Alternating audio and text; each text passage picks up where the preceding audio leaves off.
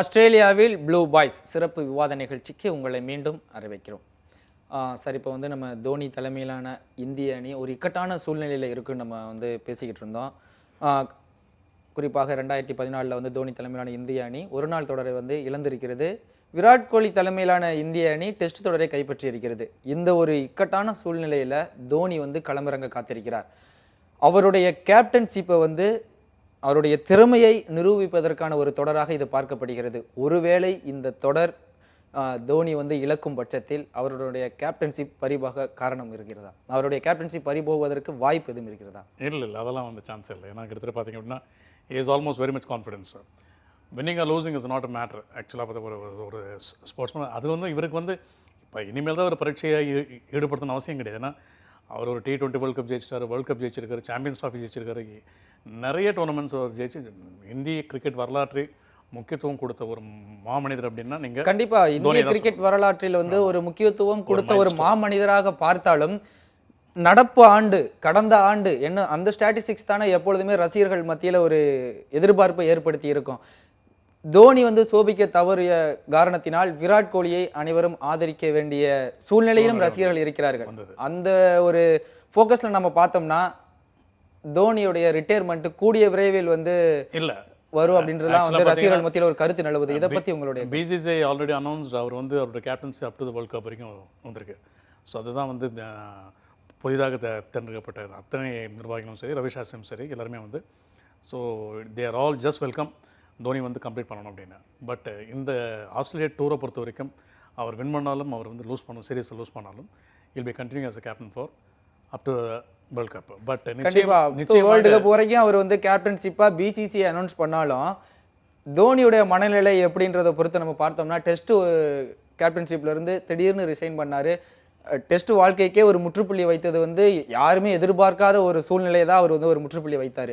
இந்த கிரிக்கெட் தொடரில் தோனியுடைய அந்த ரிட்டையர்மெண்ட் எதுவும் வருவதற்கு வாய்ப்பு இருக்குதா அப்படின்னு சொல்லி ரசிகர்கள் மத்தியில் ஒரு கருத்து நிலவுது. இதை பற்றி இல்லை, அந்த டூர் நீங்கள் பார்த்தீங்கன்னா சில விதமான ஒரு மனக்கசப்புகள், BCCIயோட பழைய ஆட்கள், managing director of the tournament, Virat கோலியோட அணுகுமுறை, இதெல்லாம் கொஞ்சம் பார்க்கும்போது அந்த டெஸ்ட் தொடரில் வந்து அவரோட கொஞ்சம் மனக்கசப்பு ஏற்படுறது உண்மை தான். திடீர்னு வந்து அவர் வந்து ரிசைன் பண்ணிட்டார். பட் அவர் வந்து இருக்கிற லோடை வந்து பாதி எடுத்துட்டார். எனக்கு இது வேணாம் அப்படின்ற மாதிரி. But just concentrating only on 1 internationals. அதனால் வந்து சிறப்பாக அவரால் பேட்டிங் செய்ய முடியும், சிறப்பாக கீப்பிங் செய்ய முடியும். At the same time you can do better captaincy. So அதனால் கண்டிப்பாக என்னதான் வந்து நம்ம தோனி வந்து சமீப காலமாக சோபிக்க தவறினாலும் அவருடைய சாதனைகள் வந்து ஒரு மிக முக்கிய இந்திய அணிக்கு வந்து ஒரு முக்கிய மைல்கல்லாக தான் நம்ம வந்து தோனி. அதே மாதிரி நீங்கள் இன்னொன்று பார்த்தீங்க அப்படின்னா அவரோட ப்ரீவியஸ் ரெக்கார்ட்ஸ் பார்த்தீங்கன்னா இல் கமிங் ஆஸ் 5 down 6 down வருவார். பட் இந்த முறை வந்து ஆஸ்திரேலியா வந்து அவர் வந்து இ ஜஸ்ட் கம் ஃபார்வர்டு. கண்டிப்பாக அவருடைய தலைமையில் இந்திய அணி சாதனைகளை பற்றி நம்ம பார்த்து வரலாம். தோனி தலைமையில் இந்திய அணியின் சாதனைகளை இப்போது பார்க்கலாம். வெளிநாட்டு மண்ணில் நடைபெற்ற ஒரு நாள் போட்டியில் இந்தியாவுக்கு அதிக வெற்றிகளை தேடி தந்த கேப்டன் என்ற சாதனைக்கு சொந்தக்காரர் தோனி ஆவார். அவர் தலைமையில் இந்திய அணி 64 வெற்றிகளை பெற்றுள்ளது. முன்னதாக கங்குலி தலைமையிலான இந்திய அணி 58 வெற்றிகளை பெற்றதே சாதனையாக இருந்தது. இதுவரை மொத்தம் 186 போட்டிகளில் விளையாடி 103 வெற்றிகளை குவித்துள்ளது. 68 போட்டிகளில் தோல்வியையும் 4 போட்டிகளில் டிராவும் ஆகியுள்ளன. இதில் 11 போட்டிகள் முடிவில்லை. ஆஸ்திரேலியாவில் தோனி தலைமையிலான இந்திய அணி 40 போட்டிகளில் விளையாடி 20 போட்டிகளில் வெற்றி, 15 போட்டிகளில் தோல்வி, 4 போட்டிகளில் முடிவில்லை என தோனி தலைமையிலான இந்திய அணி அதிக வெற்றிகளை குவித்துள்ளது. நம்ம ஆஸ்திரேலியாவிலேயும் நம்ம வந்து தோனி தலைமையிலான இந்திய அணி அதிக வெற்றிகளை தான் பெற்றிருக்குன்னு சொல்லலாம். இப்போ வந்து தோனிக்கு கேப்டன்ஷிப் பண்ணுறப்ப விக்கெட் கீப்பிங்கும் ஒரு முக்கிய பொறுப்பாக அவருக்கு வந்து கொடுக்கப்படுகிறது. கேப்டன்ஷிப்பையும் நம்ம வந்து இந்திய அணியை வழிநடத்தி செல்வதற்கும் விக்கெட் கீப்பிங்காகவும் அவருடைய பொறுப்பை வந்து கன்டினியூ பண்ணுறதுக்கும் ரெண்டுக்கும் நெருக்கடி அதிகமாக கேப்டன் மேலே தோனி மேலே பொருத்தப்படுகிறது என்று பார்க்கப்படுகிறது. இது குறித்து உங்களுடைய கருத்து? இல்லை, ஆக்சுவலி பார்த்தீங்கன்னா வேர்ல்டில் வந்து நிறைய விக்கெட் கீப்பர்ஸ் வந்து they cannot be captain for long time. நிறைய வருஷங்கள் வந்து பண்ணதே கிடையாது. பட் இதுதான் ஒரு ஸ்பெஷாலிட்டி. தோனியோட specialities is very very cool. So எந்த விஷயமே கொஞ்சம் ரொம்ப ஜாலியாக வந்து ஒரு கூலாக தான் அவர் எடுத்து ஹேண்டில் பண்ணுவார். கீப்பிங் வந்து இஸ் காட் ட்ரெமெண்டஸ் இன்ட்ரெஸ்ட் பெகின் ஸ்டம்ஸ். ரொம்ப நல்லா பண்ணுறாரு, நிறைய ரெக்கார்ட்ஸ் அதில். ஸோ கேப்டன்சி வந்து எப்படின்னா இஸ் வெரி கூல் ஹெட்டட். எதை எங்கே மாற்றணும், எதை எங்கே வைக்கணும், எந்த இடத்துல கொஞ்சம் ஃப்ரீ ஹேண்டடாக கொஞ்சம் அவர் வந்து எப்படின்னா யாரோட தலையீடு இல்லாமல் இத்தனை வருஷம் பண்ணிட்டார். ஸோ நடுவில் சில மாற்றங்கள் ஏற்படும் பொழுது டெஸ்ட் மேட்ச் கொஞ்சம் ஒரு மாதிரி மிஸ் அண்டர்ஸ்டாண்டிங் வந்தவொடனே என்ன பண்ணிட்டாருன்னா அவரால் வந்து அந்த விஷயங்களுக்கெல்லாம் ஈடுகொடுக்க முடியாதுன்னு சொல்ல முடியாது. பட் யூ டோன்ட் கண்டினியூ அப்படின்ற மாதிரி. பட் இந்த one international in Australia plus இந்த வேர்ல்ட் கப் வரைக்கும் தோனி வந்து ஒரு பிரமாதமாக ஒரு ஆட்டத்தை வெளிப்படுத்தக்கூடிய தன்மையில் தான் இருக்கார். ஏன்னா நிறைய ரெஸ்ட்டுக்கு அப்புறமும் திருப்பி வந்து ரொம்ப ஃப்ரெஷ்ஷாக வந்திருக்காரு. ஸோ அவரோட இன்டர்வியூவில் கூட நீங்கள் ப்ரீவியஸ் இன்டர்வியூ பார்த்தீங்கன்னா வி ஜஸ்ட் டிசைட் இது வரைக்கும் நீங்கள் சப்போஸ் நீங்கள் வெயிட் பண்ணுங்கள், வேர்ல்ட் கப் வரைக்கும் நீங்கள் வெயிட் பண்ணி பாருங்கன்னு சொல்லியிருக்காரு. அதனால் வந்து இந்தியன் டீமை வந்து ரொம்ப வழிநடத்த செல்லக்கூடிய ஒரு அற்புதமான ஒரு கேப்டன். வெற்றி தோல்விகள் எல்லாம் தாண்டி கூல் கேப்டன் என வந்து ஒரு பெயர் பெற்ற தோனி தலைமையிலான இந்திய அணி நிச்சயம் சாதிக்கும் என்று நாம் பொறுத்திருந்து பார்க்கலாம். ஆஸ்திரேலியாவையும் நம்ம வந்து குறைத்து எடை போட முடியாது. மற்ற வேற நாடுகளில் வந்து ஆஸ்திரேலியாவை சந்திப்பது ஒரு சாதாரண விஷயமாக பார்க்கப்பட்டாலும் ஆஸ்திரேலிய மண்ணில் ஆஸ்திரேலியாவை சந்திப்பது வந்து சிங்கத்தையே அதனுடைய குகைக்குள்ளே போய் நம்ம வந்து பின்னாடி முடியை பற்றி இழுக்கிற மாதிரி தானே ஒரு பார்க்கப்படுகிறது.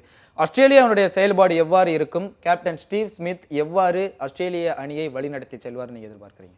Is number 1 captain. அதாவது நீங்கள் பார்த்தீங்க அப்படின்னா தோனி மாதிரி நிறைய collected, but is a rock in front. அவரோட பேட்டிங் திறமை நீங்கள் பார்த்தீங்க அப்படின்னா will be very successful against India. Not only against India but எல்லா கண்ட்ரியோட, பட் இந்தியாவோட ஒரு ஸ்பெஷாலிட்டி இந்தியாவோட நிறைய ஆடி இருக்கார் அவர். ஸோ நீங்கள் அவரோட ரெக்கார்ட்ஸ் நீங்கள் எடுத்து பார்த்தீங்கன்னா ஆல்மோஸ்ட் ஆவரேஜ் வந்து 6 ரன்ஸ் இருக்கும். அவரோட பேட்டிங் லைனப் மொத்தம் பார்த்தீங்கன்னா ஒரு 4 to 5 batsmen. So David Warner வந்து அவைலபிளாக இல்லையான்றது லேட்டர் நாளைக்கு தான் தெரியும். கண்டிப்பாக டேவிட் வார்னருடைய ஒய்ஃப் வந்து ப்ரெக்னெண்ட்டாக இருக்கிறனால முதல் 2 போட்டிகளை விளையாடுவது டேவிட் வார்னர் இல்லாத பட்சத்தில் இந்தியாவுக்கு ஒரு கொஞ்சம் ரிலீஃப் தான். இருக்கிறது பார்த்தீங்க அப்படின்னா first 4 batsmen they just attacking batsmen including captain Smith. கண்டிப்பாக பேட்டிங்கை பொறுத்தும் ஆஸ்திரேலியா அணி வந்து ரொம்ப ஃபார்மில் தான் இருக்குன்னு சொல்லலாம்.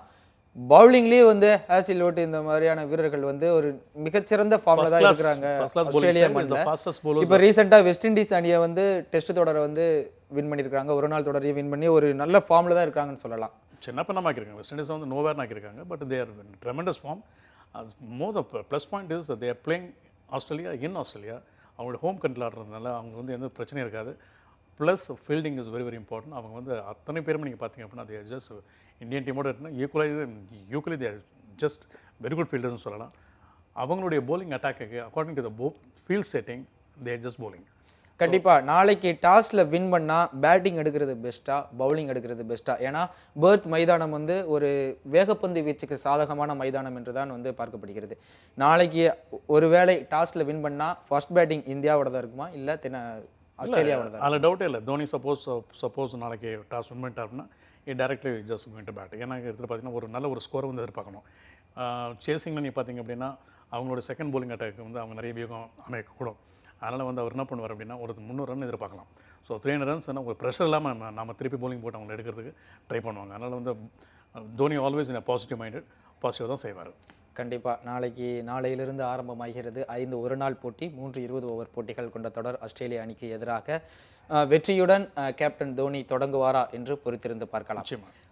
ஆஸ்திரேலியாவில் ப்ளூ பாய்ஸ் சிறப்பு விவாத நிகழ்ச்சி இத்துடன் நிறைவடைகிறது. ஆஸ்திரேலிய மண்ணில் தோனி தலைமையிலான இளம் இந்திய அணி சாதிக்குமா என்று பொறுத்திருந்து பார்க்கலாம்.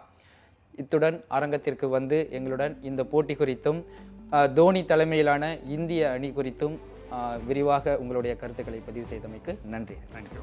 இத்துடன் இந்த சிறப்பு விவாத நிகழ்ச்சி நிறைவடைகிறது. பொறுப்பும் பொதுநலனும் கூடிய செய்திகளை தெரிந்து கொள்ள நொடிப்பொழுதும் விலகாதீர்கள். இது நியூஸ் 7 தமிழ்.